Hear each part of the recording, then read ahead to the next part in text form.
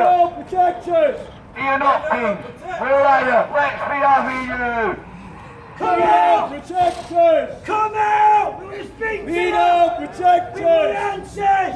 Who's accountable? But let's not forget, this is not just about Rochdale. For all those that are watching this that are from other towns and cities, this is for you too. This is Rochdale. This is Rochdale. What do we want? Justice! When do we want it? Now! What do we want? Justice! When do we want it? Now!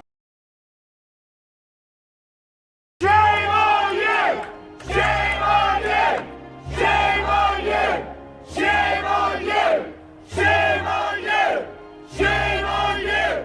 Shame on you! Shame on you! This report makes it very clear that we haven't had any more new evidence. The evidence was there in 2005. And yet nothing was done. And Operation Green Jacket has now been opened with the same evidence that we had back then. And I'll tell you that GMP have spent a full year battling to prevent this being published. Shame on you! Shame on you! Shame on you! The cover-up and the secrecy continues. And the question I have for every listener is, what is the real cost of all those lies? 15 years of lies. It's too late for these kids. Yeah. But what we need is accountability. We need criminal convictions of senior police officers who will be charged, in my opinion, with misconduct in a public office. Shame on you! Shame on you! Shame on you! Shame on you! This isn't someone not sure. This No. isn't someone who wasn't aware of mistake. it. It's not negligence. They made conscious decision to close down, in a number of cases, investigations, or to not deliberately not start investigations so that they didn't have to prosecute. Okay, well, this is where we get to the crux of the matter, and this is where it's become very difficult politically to talk about it, and not just partly because in a lot of these cases also it's a party political issue, I'll be and careful. it's been the late and it's been the late. You know, and it's not, let's be honest, it's Labour councils, and there has been a particular issue. Now, do I think the Labour Party's got a bigger problem with this than the Tory Party? No, I don't.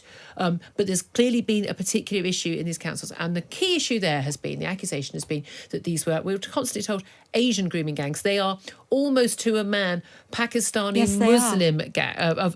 They're not any other Asian. They're not Japanese or Chinese. They're Pakistani Muslim. They're coming from a particular culture, a particular background.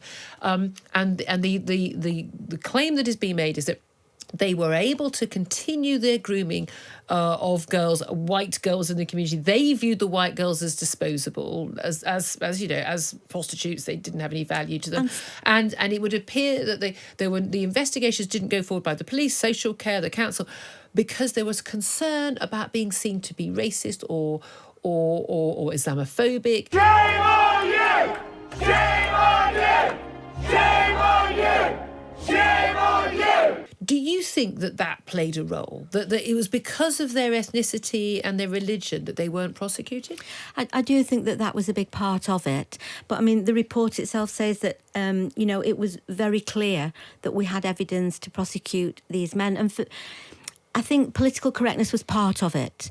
I also feel that these kids were viewed as an underclass, that they didn't matter. You know, they weren't the chief constable's children. They were the children of families who were often from very difficult backgrounds. Most of these children were in care, weren't on they? Operation Augusta, yes, they were, Julia, but on Operation Span, no, they weren't. But that's Rochdale. And that's Rochdale. Yeah. Well, they both were actually. Yeah, Victoria was Rochdale, but the Rochdale case of 2012, which, repeated the failures. And I could take the report that I wrote about Operation Augusta, I could put it on top of the case in Rochdale in 2012, and it is identical. Shame on you! Shame on you! Shame on you! Shame on you! Shame on you! Shame on you! Shame on you! Shame on you! It is still happening now, which is why I've opened my foundation, because isolation is a big part of this, victim blaming, ignoring the facts. And one person going to the police who doesn't receive the right attitude or even the right individual officer is often frightened away. We need somewhere for them all to go where they are supported and presumably also where you believed. can spot patterns as well. But again and again, it's this ability to people to turn their heads away. When we're seeing in care homes, we're seeing girls who are being picked. You know, the guy, the boyfriend in inverted commas, turns up in his flash car or even just in his van or whatever, toots the horn. The girl has to leave the care home. The care home staff are not legally allowed to stop the girls from leaving. No, that's true. They're getting into a car with a 40-year-old man. They're being plied with booze and fags. We've seen a lot over the takeaway. So we'll give you the kebab and the pizza. Come upstairs, and then things happen. They're plied with drugs. We've seen young teenage girls repeatedly turning up back at their homes or their care homes, having been beaten up, clearly having been the victim of sexual abuse. Girls turning up repeatedly for abortions at the local NHS hospital. The view seemed to have been they're cheap. They're selling themselves.